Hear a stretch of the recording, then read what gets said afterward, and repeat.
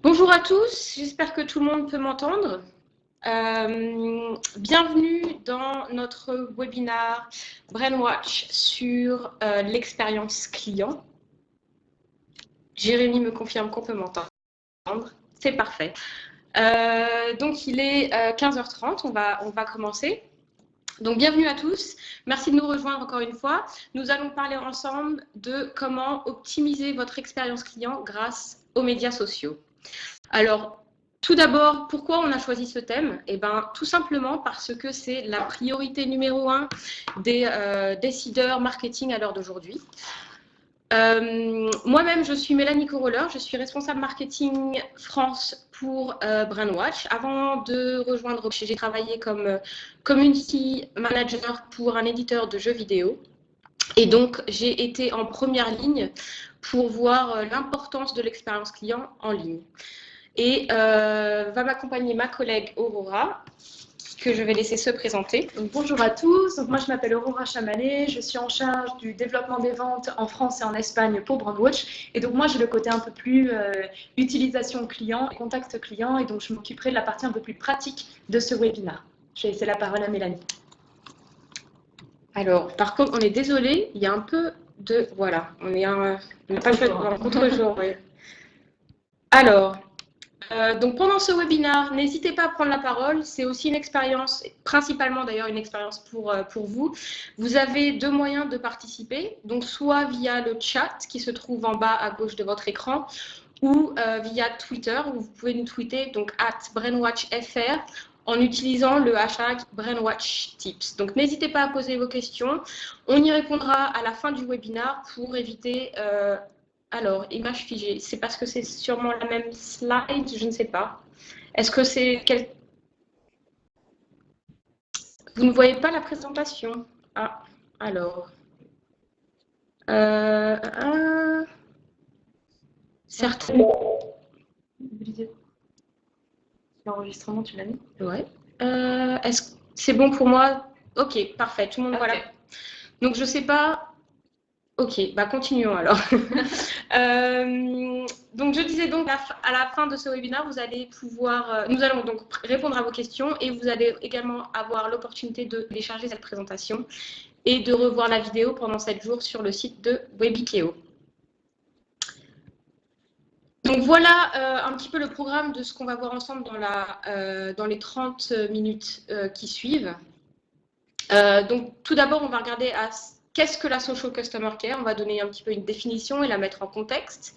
Dans la deuxième partie de ce webinaire qui sera présenté par Aurora, nous allons voir plutôt au niveau pratique comment ça se passe, comme elle va vous expliquer des exemples d'implémentation. Et enfin, nous allons pouvoir revoir ensemble un petit peu les étapes stratégiques à mettre en place pour optimiser votre expérience client. Alors là, Social Customer Care, qu'est-ce que c'est? C'est tout simplement le service sur les médias sociaux. Alors le web social, ça comprend les réseaux sociaux, donc Twitter, Facebook, mais également tous les sites, les forums de discussion, les sites d'avis, etc. Donc moi-même, de par mon expérience, j'ai eu la chance d'une part d'avoir mes problèmes de clients résolus sur les réseaux sociaux, mais également de voir les entreprises changer leur attitude vis-à-vis des médias sociaux pour développer des programmes d'aide aux clients. Et donc, la Social Customer Care, à la base, ça part d'un besoin tout simple des consommateurs qui est relativement bien expliqué par cette citation de Frank Eliasson, qui est, pour ceux qui ne le connaissent pas, un auteur reconnu pour être un précurseur à avoir utilisé les médias sociaux dans le service aux clients. Et donc, Frank Eliasson dit que les consommateurs ne voulaient pas de service en ligne, ils voulaient simplement être bien servis dès le départ. Et donc, cette citation résume assez bien ce qui s'est passé, c'est-à-dire que jusqu'à présent, les entreprises ont vu le service client comme sous un angle plus de profit et de perte, plutôt que de le considérer comme une opportunité pour générer du revenu. Et une fois que cette prise de conscience a été faite, généralement, et que les entreprises ont commencé à s'apercevoir qu'offrir un bon service client allait bénéficier leur entreprise et leur performance, on a vu se développer des programmes d'assistance aux clients sur les réseaux sociaux. Et l'importance de cette expérience client, certaines marques l'ont très bien compris et sont très performantes dans le domaine. Donc, on peut citer par exemple Nike, Air France, Intel ou Walmart, qui, en fait, ces marques ont compris que la clé d'une bonne expérience client en ligne, c'est vraiment la personnalisation de l'expérience. C'est parler derrière l'individu qui se trouve derrière l'écran. Et ces marques qui reçoivent probablement des volumes extraordinaires de mentions, de questions de la part de leurs consommateurs, réussissent à offrir une expérience personnalisée et en temps réel. Et alors, pourquoi est-ce important d'avoir cette expérience positive pour les clients en ligne ? Ça peut paraître évident, mais pourquoi un bon service client, c'est bon pour le business? Comment ça impacte réellement votre entreprise? Eh bien, une étude Zendesk a démontré que offrir un bon service client en ligne impactait 3 différents domaines de l'entreprise. D'une part, la fidélité, puisque 75% des consommateurs vont racheter auprès des entreprises qui offrent un bon service client. Deuxièmement, ça va impacter le phénomène de bouche à oreille, qui est un levier marketing qui est reconnu comme l'un des plus puissants à l'heure actuelle. Et enfin, le chiffre d'affaires, puisque 33% des consommateurs vont dépenser plus auprès des entreprises qui offrent un excellent service client en ligne. Donc, je pense que ces données démontrent assez bien l'importance d'offrir un bon service client en ligne pour ces consommateurs. Et alors, une autre chose qui est importante de noter, c'est qu'une fois que certaines entreprises ont commencé à démontrer que les médias sociaux permettaient d'améliorer et d'accélérer la résolution des problèmes des clients en ligne, et que de plus en plus d'entreprises ont commencé à développer ce genre de programme, ça a vraiment démontré que l'approche omnicanal était bel et bien dépassée. Aujourd'hui, les consommateurs sont déjà sur les médias sociaux. Pourquoi devraient-ils faire un effort supplémentaire pour passer un coup de fil ou envoyer un email pour avoir leurs problèmes résolus, alors qu'ils peuvent s'exprimer de manière publique, qui peuvent s'exprimer et parler aux marques de manière publique sur des supports comme Twitter ou Facebook et faire en quelque sorte pression sur la marque pour avoir une réponse immédiate. Et encore une fois, il y a certains chiffres qui vont montrer cette importance. 80% des consommateurs à l'heure actuelle qui contactent une marque sur les médias sociaux attendent à recevoir une réponse le jour même. Et la moitié de ces derniers attendent même une réponse dans les 2 heures qui suivent. Donc ça démontre un petit peu la demande des consommateurs à l'heure actuelle. Ils veulent une expérience facile, utile, mais également rapide. Ils veulent une réponse quel que soit le moment, sur le support de leur choix. Et si on pense aux consommateurs de demain qui vont être, entre autres les millennials, ça va être l'expérience qu'ils auront connue depuis toujours. Donc voilà, voici ça c'était la première partie de notre webinaire qui a mis un petit peu la social customer care en contexte. Je vais maintenant passer la parole à Aurora qui va passer sur la partie un petit peu plus pratique. Donc, bonjour à tous, enfin rebonjour à tous. Donc en effet, moi je vais partir de la partie, parler de la partie un peu plus pratique. Donc comme Mélanie l'a dit, en effet, l'interaction entre les marques et le consommateur a changé. Donc non seulement on ne passe plus par les canaux originaux comme le mail ou les chats en live. Pardon, je vais changer peut-être la slide. Hop. Donc non seulement on ne passe plus par les mails ou les chats en live ou les call centers, mais on passe directement par les réseaux sociaux qui justement vont prendre plus d'impact au moment du post, du commentaire en question. Donc en effet, il n'y a plus personne qui vraiment veut passer des heures au téléphone dans un call center, à moins que ce soit nécessaire. Et c'est bien plus facile, rapide et avec beaucoup plus d'impact d'envoyer simplement un message sur le profil de la marque. Alors ça va générer 2 challenges au niveau des compagnies. Le premier qui va être que tout d'abord, vous n'avez pas de feedback, vous n'avez pas de connaissances sur la personne qui va poser ce commentaire. Donc, vous ne savez pas si c'est la première fois qu'il interagit avec la marque, vous ne savez pas s'il a eu un passé avec justement des concurrents, et vous n'avez pas l'opportunité de poser des questions, que ce soit sur les 140 caractères de Twitter, ou que ce soit sur Facebook, où justement le message peut être un peu plus long. Vous avez juste ce post et vous n'avez pas l'opportunité d'en savoir un peu plus. Donc, vous voulez que cette première interaction soit bonne, car vous, justement, vous ne savez pas ce qui s'est passé par avant. Le challenge que vous allez avoir, c'est que non seulement vous devez répondre à ce commentaire en particulier, donc à cette personne, mais à l'ensemble des personnes qui sont derrière leur écran, qui vont être capables de lire ce commentaire, non seulement sur le profil, mais aussi qui vont avoir un lien d'accès par la suite. C'est-à-dire qu'avec les réseaux sociaux, il suffit d'un retweet, d'un screenshot et de le rechanger sur un autre canal pour que finalement le message soit passé. Donc, vous devez d'autant plus surveiller la façon dont vous allez répondre à ce consommateur. Ce que vous voulez éviter, c'est le bad buzz. Donc, en quoi consiste le bad buzz? Ce serait par exemple ne pas répondre à un commentaire de client qui vous pose une question, ou y répondre, mais d'une manière qui soit non appropriée, et que donc la personne va finalement être frustrée ou mécontente de la façon dont il a été traité. Ce bad buzz, il peut être, comme je le disais tout à l'heure, ou retweeté, ou renvoyé sur d'autres canaux de distribution, enfin d'autres canaux de communication. Et donc là, je vous ai mis l'exemple d'un tweet que vous connaissez peut-être, enfin pas un tweet, pardon, d'un message Facebook que vous connaissez peut-être, qui a été posté il y a quelques mois, 11 mois, par Maxime Coulon au sujet des taxis. Donc c'était pendant la grande polémique autour des taxis et des Uber. Maxime avait a publié tout simplement un message sur ce compte Facebook. Il a été vu par de nombreuses personnes et depuis de nombreuses personnes, on est passé à 178 likes, 178 000 likes, 38 commentaires et plus de 62 000 échanges par rapport à ce Facebook, partage par rapport à ce message Facebook. Et non seulement il a été sur ses réseaux sociaux, mais il a été republié par les journaux également. Donc ça a pris une ampleur énorme. Et ce qu'on veut essayer de faire avec vous aujourd'hui, c'est de vous donner nos clés et de vous armer contre ce type de bad buzz pour que justement vous ayez clé en main les bons outils pour finalement répondre à votre customer, à votre client en fonction de leur mention. Donc, qu'est-ce qu'un bon service client? Un bon service client va passer tout d'abord par la personne qui va être de votre compagnie et qui va être là pour répondre aux différents messages. Donc, les qualités que devrait avoir un conseiller, c'est l'empathie, tout d'abord, donc être capable de se mettre dans la peau de la personne qui poste le message, donc être capable de ressentir finalement ce qu'il ressent.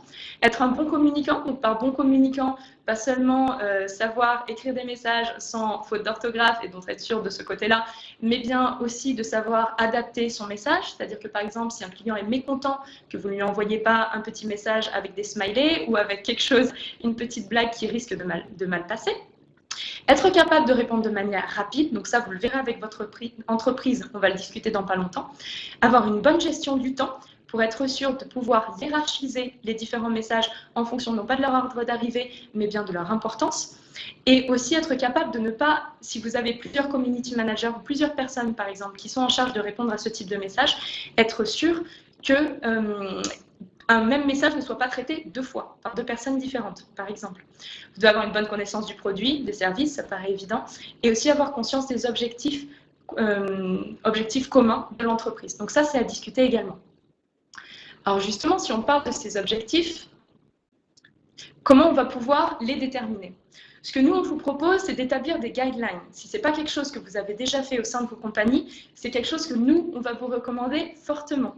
Ces guidelines, qu'est-ce qu'elles sont? Finalement, c'est un petit livret que vous proposerez ou à votre supérieur ou justement du coup à vos employés en fonction de si vous dirigez une team ou non. Et en fait, ce sera un petit livret où vous serez capable de lister les différentes choses comme la blank voice, les comment répondre, à quoi répondre. Donc ça, c'est les 3 petits points qu'on va énumérer aujourd'hui. Et en fait, ça permettrait à vos conseillers, en cas de différents messages, finalement de s'adapter en fonction des besoins de ce que votre entreprise a déterminé. Donc par exemple, la brand voice, donc la voix de la marque, à quoi ça correspond? Ça correspond un peu à la personnalité de cette marque. Donc si vous pensez à une marque telle que Fiat ou Audi par exemple, vous devez vous imaginer comment le consommateur verrait cette marque si c'était une personne. Et donc, en fonction de ça, comment vous devriez adapter votre message? Si on prend Audi, par exemple, on peut s'imaginer quelqu'un de branché, classe, performant. Si on prend Fiat, je pense plutôt à quelqu'un qui aurait de l'originalité ou un petit peu d'humour. Est-ce qu'il ne serait pas intéressant, du coup, de demander à vos conseillers de répondre d'une façon qui représente un peu cette image de marque? Ça pourrait être intéressant et ça pourrait justement porter cette image auprès du consommateur. Ça, c'est dans un premier temps. Comment répondre maintenant?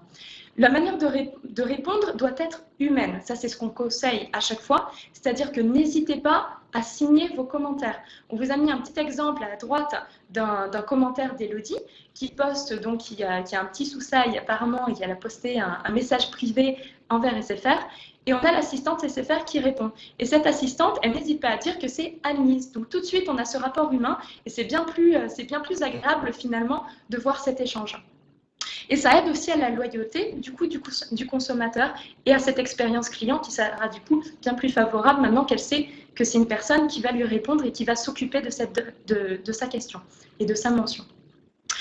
Comment répondre également? N'hésitez pas à personnaliser le message. Donc, de façon humaine, on l'a vu, la personnalisation, c'est autre chose. N'hésitez pas à peut-être jeter un petit coup d'œil sur le profil de la personne, donc là d'Élodie, voir si vous ne pouviez pas lancer éventuellement une petite note d'humour, si vous êtes justement une marque qui pourrait se le permettre, peut-être comme Fiat. Alors, comment répondre? On l'a vu. À quoi répondre? Bien évidemment, quand vous allez recevoir des centaines, des milliers, en fonction de votre industrie et de votre entreprise, milliers de commentaires, vous ne pouvez pas répondre à l'intégralité de ces commentaires. Donc, vous devez fixer vos guidelines en fonction de ce que vous allez répondre ou non. Par exemple, est-ce que vous allez répondre à des commentaires sur la concurrence ou est-ce que vous allez répondre à des commentaires sur l'émotion ou un sentiment? Alors justement, on en arrive aux différents types de mentions. Dans vos guidelines, il faut que vous attendiez un petit peu à vos mentions et vous prépariez un petit peu le type de réponse que vous allez adopter. Donc dans ces différentes mentions, vous avez les compliments ou les critiques, compliments et autres sentiments, bien évidemment. Les compliments, c'est quelque chose que vous recherchez, bien sûr, mais c'est l'intégralité de l'entreprise qui va y travailler, c'est-à-dire le produit, le service qui va être bon, mais également toute la partie marketing qui va lancer une campagne qui va justement donner envie et toute la partie service client qu'on est en train de voir aujourd'hui. Donc, c'est l'intégralité de l'entreprise qui travaille envers ce sentiment positif. Les critiques, elles sont intéressantes parce que finalement, c'est l'opportunité pour vous de changer un sentiment négatif en un sentiment positif. Et ça, c'est vraiment intéressant dans le sens où l'intégralité des lecteurs vont pouvoir avoir connaissance de ce post qui va être public et donc de favoriser finalement l'image positive de votre marque et donc augmenter la loyauté, non pas seulement de cette personne qui vous a envoyé le post, mais également d'autres personnes qui auraient eu le même souci. Partage d'expérience personnelle, c'est un autre type de mention. Encore une fois, est-ce que vous voulez y répondre ou non? C'est à vous d'en juger.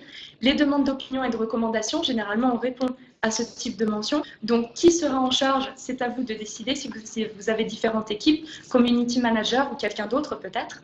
Et donc ici, on vous a mis différentes mentions sur la droite. Donc, vous verrez une sur Starbucks, l'autre sur EasyJet, l'autre encore sur l'Apple Watch. Si vous regardez un petit peu plus attentivement ces différentes mentions, elles n'ont pas été mises sur les différentes pages et profils personnels des marques. Elles ont été postées tout simplement sur le profil du client et du consommateur. Ça, c'est quelque chose, une question à laquelle vous devez répondre en tant qu'entreprise. Est-ce que vous voulez répondre à ce type de commentaire ou simplement faire une écoute générale? Parce que ce commentaire ne va pas arriver directement sur votre profil, mais va être sur le profil de l'utilisateur. Est-ce que vous voulez y répondre? C'est une question à laquelle vous devez, justement, une question que vous devez vous poser. Dans les différents types de mentions, vous allez aussi avoir toute la partie relative au service client.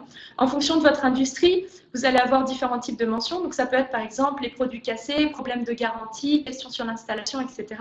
Si on pense à une marque, par exemple comme la Banque Postale avec le petit exemple qu'on vous a mis à droite, ça peut être une catégorisation par produit.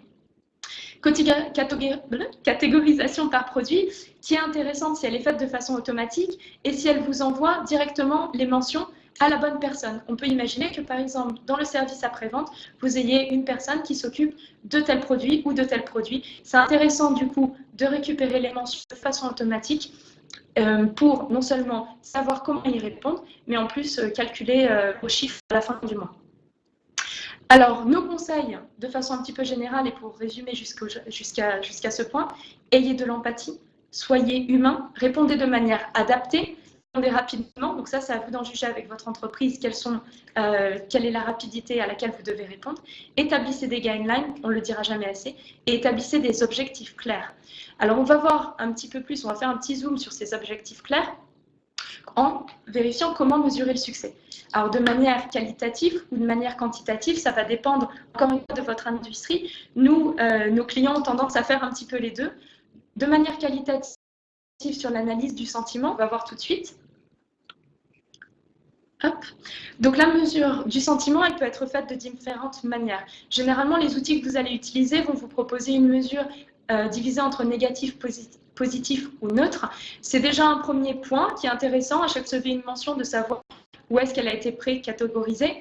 Cela se fait en fonction d'algorithmes des différentes plateformes et ça peut déjà aider le conseiller à savoir quelle est la catégorisation et aider à répondre de manière plus adaptée. Maintenant, c'est intéressant aussi à la fin du mois, donc on a des clients qui utilisent cette catégorisation pour à la fin du mois connaître le net sentiment, donc faire la quantité de positif moins la quantité de négatif pour avoir le sentiment de manière générale et ensuite de comparer ça par rapport à leur industrie, par rapport à leurs concurrents ou tout simplement dans une échelle de temps. Quand vous lancez une nouvelle campagne marketing ou un nouveau service ou un nouveau produit, c'est toujours intéressant en plus de mesurer les mêmes mentions pour voir s'il y a un pic dans les mentions de sentiments positifs. Mais c'est encore plus intéressant quand ce sentiment, vous êtes capable de le mesurer sur une échelle plus longue que finalement plus détaillée que le sentiment positif, négatif ou neutre. Là, on vous a mis un panel que je vais voir avec vous rapidement, qui va de chez de détracteurs au risque de départ, très déçu, jusqu'à content. C'est d'autant plus intéressant que non seulement ça peut intéresser les personnes qui sont conseillées et qui donc vont répondre directement au message, ça va leur aider pour axer leurs réponses, mais ça peut aussi intéresser le reste de l'entreprise. Donc ça, on le verra par la suite, mais imaginez-vous par exemple que vous receviez un nombre conséquent de messages de personnes qui sont catégorisées comme étant très déçues par un produit ou par quelque chose.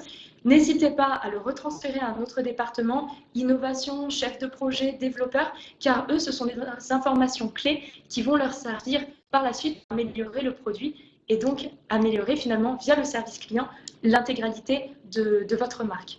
Mesurer le succès, c'est aussi mesurer le succès de façon quantitative, avec le nombre de tickets résolus, traités, fermés, etc. On va faire un petit zoom dessus, j'accélère un petit peu. Alors, mesure quantitative du succès, là je vous ai mis en une petite slide un exemple avec des chiffres.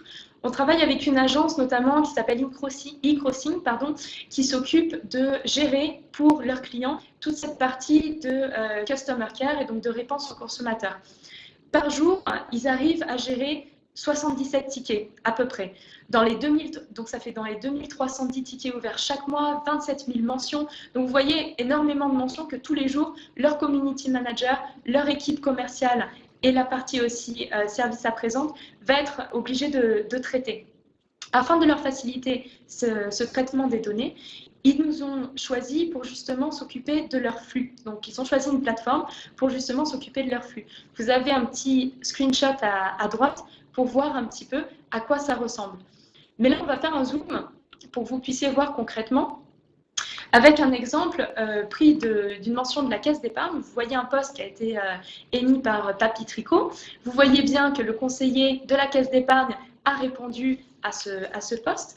Et en fait, ce post a été directement catégorisé de manière négative, dont un petit encadré rouge. Et vous voyez sur la droite aussi, dans le NPS, qui est le Net Promoter Score, donc le sentiment en fait dégagé par le post, qu'il est mécontent. Il a été présélectionné en tant que mécontent par la plateforme. Il a été présélectionné, précatégorisé en tant que service après-vente. Vous pouvez aussi poster des commentaires par rapport à ce post. Et ensuite, vous pouvez l'assigner à la personne aussi qui va être chargée d'y répondre. Et prioritariser. Ici, ça a été prioritarisé comme étant d'autres importance parce que c'est un sentiment négatif qui était relativement urgent.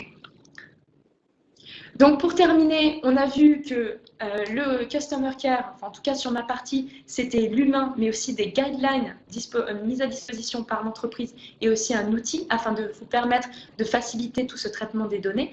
Donc, en exemple de système de triage, vous pouvez avoir tout simplement une plateforme qui vous récupère, catégorise les données, comme on l'a vu précédemment, qui va les renvoyer aux différentes équipes qui vont être spécialisées, service client pour les questions techniques, ambassadeur de marque ou commercial pour les questions avant-vente, après-vente, concurrence, prix, etc.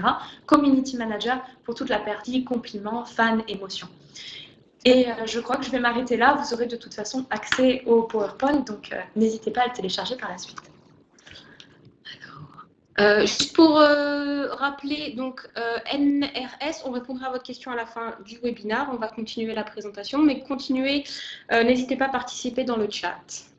Donc, on va passer un petit peu à la partie plus stratégique, c'est-à-dire une fois que vous avez décidé d'offrir un service client sur les médias sociaux, comment allez-vous planifier et staffer votre programme d'assistance personnalisée sur les médias sociaux?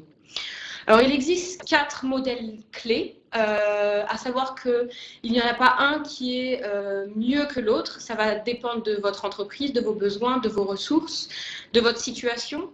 Donc, ces quatre modèles sont les suivants. D'une part, avoir toute la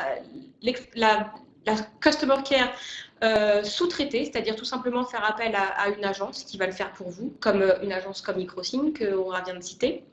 Le deuxième modèle qui va consister à avoir toute l'expérience client prise en charge par l'équipe marketing ou l'équipe en charge de la communication.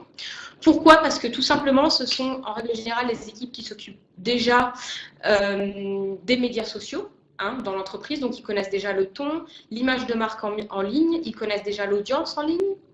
Le troisième modèle qui consiste à avoir cette customer care prise en charge par le service client, puisque tout simplement c'est un petit peu des spécialistes dans le domaine, ils répondent déjà aux questions de vos clients, mais qui vont peut-être avoir besoin d'une petite sensibilisation aux règles du service client en ligne, qui est un petit peu différent de ce qu'on a connu jusqu'à l'heure actuelle. Ou enfin, le modèle d'équipe intégrée à toute l'entreprise, qui est lui le modèle le plus complexe et qui est en fait un mix des trois modèles précédents. Donc, ce sera à vous de voir quel modèle convient le mieux à votre entreprise. Et donc, une fois que vous avez défini le modèle qui vous convient, il va falloir créer vos procédures. Il va falloir déterminer de manière détaillée comment vous allez techniquement identifier, évaluer les mentions que vous recevez, remonter l'information en interne et réagir. Parce qu'en fait, tout ce qui intéresse le consommateur, c'est d'avoir son problème résolu. Il s'intéresse vraiment finalement très peu à comment ça se passe en interne. Et une fois que vous avez donc cette procédure en place, il va falloir former les employés. C'est une étape très importante puisque les consommateurs vont faire la différence entre un programme structuré qui va avoir des interlocuteurs formés, qui vont avoir les bonnes connaissances, qui vont pouvoir apporter des réponses utiles, encore une fois, comme on disait tout à l'heure, et un programme un petit peu plus brouillon avec des employés qui finalement font office de première barrière.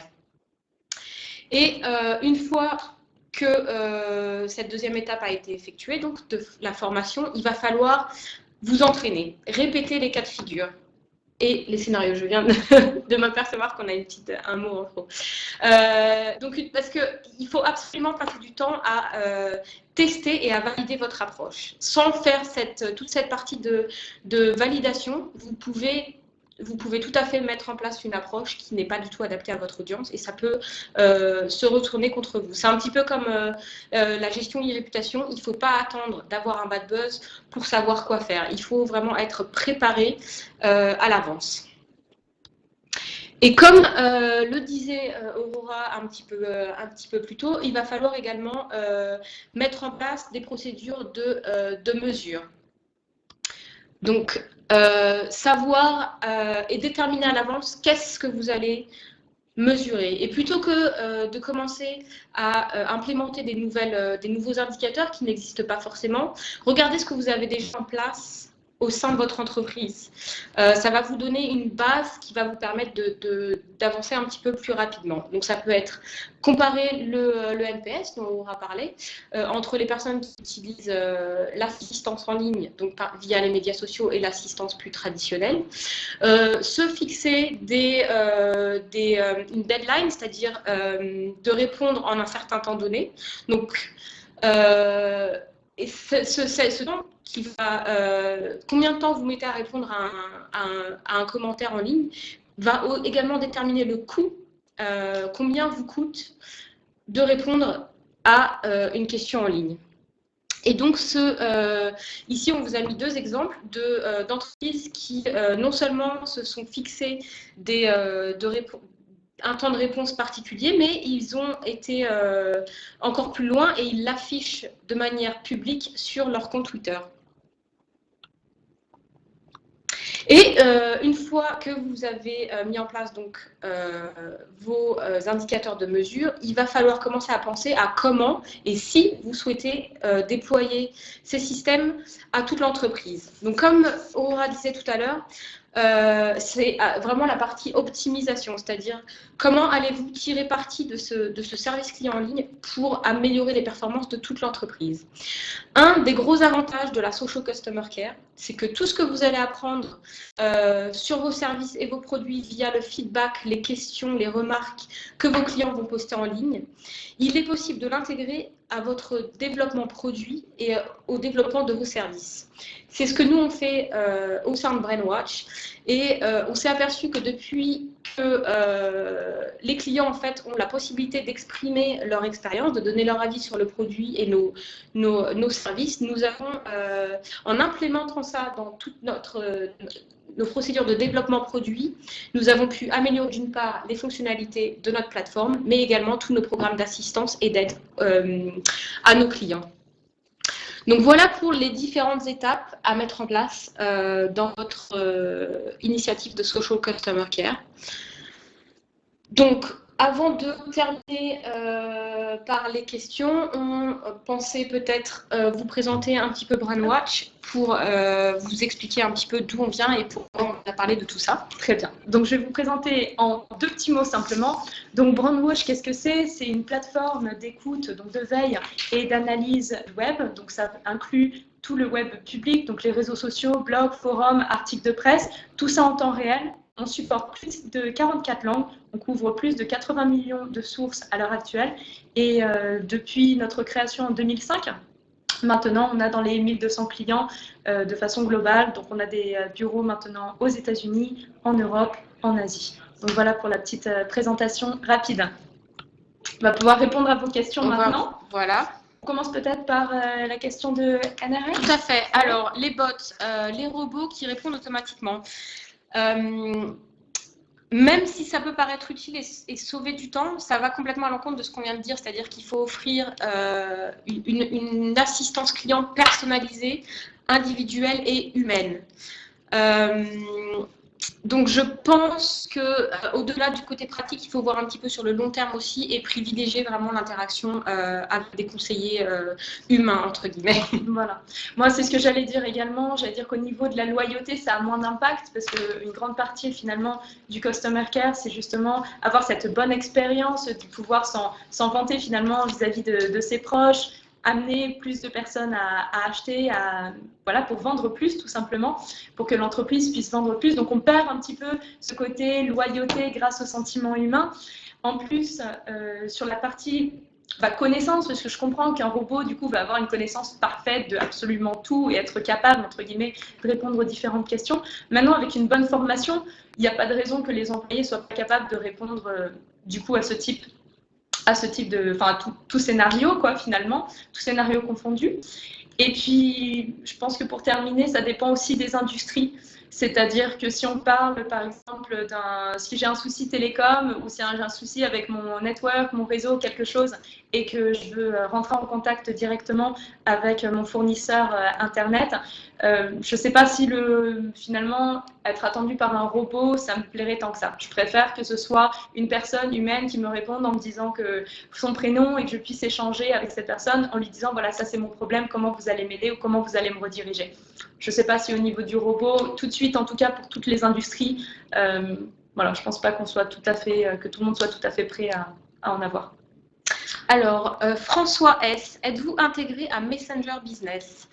Je ne pense pas, mais je ne veux pas donner une question à 100%. En fait, on travaille aussi beaucoup, comme on l'a expliqué avec nos clients. Des fois, s'il y a une intégration qui vous intéresse particulièrement ou qui peut être potentiellement très utile ou avoir une forte valeur ajoutée pour votre entreprise, on peut toujours en discuter avec nos équipes d'ingénieurs et notre équipe produit. Voilà, tout à fait. Donc, on a déjà 2-3 intégrations qui permettent à nos clients de faire différents cas de figure. Donc, par exemple, des intégrations au niveau de l'engagement, donc des plateformes d'engagement telles que Suite ou Spreadfast. On a différents types d'intégration aussi avec des plateformes de CRM, donc avec Salesforce, par exemple. Donc, en fonction de vos besoins, on va pouvoir vous proposer ou un partenaire qu'on a déjà, ou sinon, vous proposer quelque chose de nouveau. Hein. On est content de travailler sur un peu plus d'innovation de ce côté-là. Alors, Patrice G, que pensez-vous de la nouvelle offre eBu d'e-Advise? Alors, je ne peux pas vraiment vous dire ce que j'en pense parce que je ne l'ai pas essayé. Ce que je sais, c'est que e-Advise, je connais la plateforme, je ne l'ai jamais utilisée moi-même. Je sais que, par exemple, ils travaillent avec Air France, qu'on a cité dans notre présentation. Donc, j'imagine qu'ils doivent être plutôt pertinents. Mais c'est vraiment tout ce que je peux vous dire sur la plateforme d'e-Advise. Ouais. De la même façon, moi j'en ai entendu parler, mais pas directement par nos clients, donc c'est vrai que je vais avoir du mal à juger. Pourquoi communiquez-vous via le webinar? Quels sont les plus de ce mode de communication? Alors, donc là, on est un petit peu dans un autre domaine. L'avantage du webinaire, alors d'une part, c'est on peut donner beaucoup d'informations dans un temps donné et c'est une expérience interactive. C'est-à-dire que, pour reprendre ce qu'on disait, c'est une expérience humaine. Même si nous, personnellement, on ne vous voit pas de manière individuelle, on peut quand même répondre... on peut quand même répondre à vos questions qui peuvent être des questions vraiment très personnalisées sur vos besoins. Donc je pense que ça, c'est un des gros avantages du webinaire. Puis c'est pratique aussi. Nous, pour le coup, on est en Angleterre. Là, on est basé à Brighton. Donc c'est vrai que vous êtes ici dans nos bureaux finalement. Et voilà, vous pouvez être ou au bureau ou à la maison. Si vous pouvez peut-être utiliser la tablette ou le téléphone portable. Donc pas besoin de fixer un rendez-vous. Fixer un rendez-vous pour le coup, oui, mais pas besoin de se déplacer. Donc c'est quand même plus pratique. Un webinaire reste relativement pratique quand même. D'ailleurs, la fonction de webinaire, alors bien une présentation comme celle-ci, mais c'est aussi utile pour tout ce qui est formation sur les produits, par exemple. Nous, ça nous arrive de former nos clients ou nos prospects sur la plateforme via un webinaire privé, en quelque sorte. Ouais. Ou en partage d'écran, tout simplement, pour faire une petite démo. Brainwatch est une plateforme payante? Oui. Donc on pourra vous envoyer, si vous voulez en savoir plus, n'hésitez pas à nous envoyer un email, on va vous donner un peu plus de détails. Voilà. De toute façon, de ce côté-là, moi, vous avez mon adresse, donc n'hésitez pas à envoyer un petit email et puis on en parle. De rien, Olivier. Hélène, comment peut-on obtenir le support de ce webinaire? Alors, à l'issue de ce webinaire, je vais télécharger la présentation et vous pourrez l'obtenir directement via la page du webinaire sur Webikeo. Voilà, alors je ne sais pas de rien, je ne sais pas s'il y a d'autres questions. On a déjà épuisé notre demi-heure. Je ne vois pas d'autres questions. De rien. Écoutez, merci à tous de nous avoir rejoints pendant ce webinaire. J'espère qu'il vous a été utile. N'hésitez pas à nous contacter via Twitter ou via email ou Facebook et vos questions si vous en avez. Nous vous souhaitons également une très belle journée et j'espère à très bientôt pour un autre webinaire. Merci beaucoup, au revoir. Merci à tous, merci pour l'inter.